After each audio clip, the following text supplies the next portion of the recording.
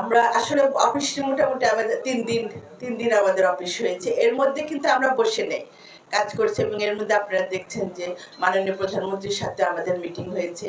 আমরা এখন যে প্রায়োরিটি বেসিসে 3rd টার্মিনালকে নিয়ে কি করা যায়, এটা একটা আমাদের কাজ। তারপর সামনে আমাদের হজ আসছে, হজ যাত্রীদের যাতে কোনো অসুবিধা না হয়, এটা একটা সেকেন্ড কাজ। এটা আরেকটা আমরা চাচ্ছি প্রবাসী যারা আছে তারা যেন কমফোর্ট জোনে থাকে, তারা যেন এয়ারপোর্টে নেমে যেন মনে করে যে না একটা পরিবর্তন এসেছে। এই জিনিসটা আমাদের এই ব্যাপারে অনেক কাজ আছে, কাজ কিন্তু অনেক। আমি ঢোকার পরে আমি দেখছি যে প্রচুর কাজ পড়ে আছে।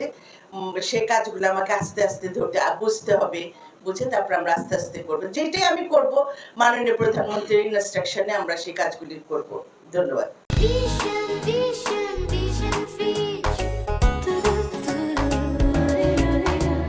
বিমান সেক্টরটা আমরা জানি যে নানা ধরনের অনিয়ম দুর্নীতির বিষয় আছে, ঋণের বিষয় আছে। এগুলোকে আসলে আপনারা স্বচ্ছতা জবাবদিহিতার মধ্যে আনার জন্য কি ধরনের পরিকল্পনা করছেন?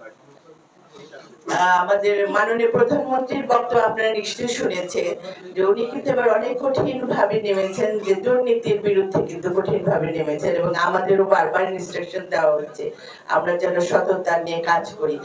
আশা করি ওনার সে বিশ্বাস আস্থাটা আমার উপর আছে দেখে এত বড় দায়িত্ব নিয়ে দিয়েছেন। আমি সেজন্য তার প্রতি চিরকৃতজ্ঞতা প্রকাশ করি।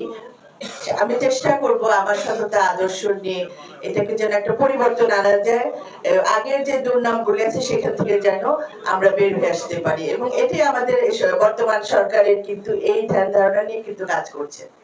মানে বাংলাদেশের যে অভ্যন্তরীণ যে স্থানীয় যে ইয়েগুলো আছে, বিমানবন্দরগুলো আছে, সেগুলো আধুনিকায়নে আসলে সেটা তো পাশাপাশি থাকবে, আমরা পর্যায়ক্রমে কাজগুলি ধরবো। আবার ডোমেস্টিক এয়ারলাইন্সে বিমান ভাড়াটা কিন্তু একটা সিন্ডিকেটের মাধ্যমে উঠানামা করে, খুব বেশি রকম ভাড়া, অল্প ভাড়া। এই বিষয়টা যদি আপনি এই সিন্ডিকেট নিয়েও কিন্তু এখন কাজ করতে হবে, সবই হবে। বললাম না যে একটা কাজের পর্যায়ে একটা একটা করে সব কোনটা আমার কাছে অগ্রাধিকার সেই ভিত্তিতে আমরা কাজ করব।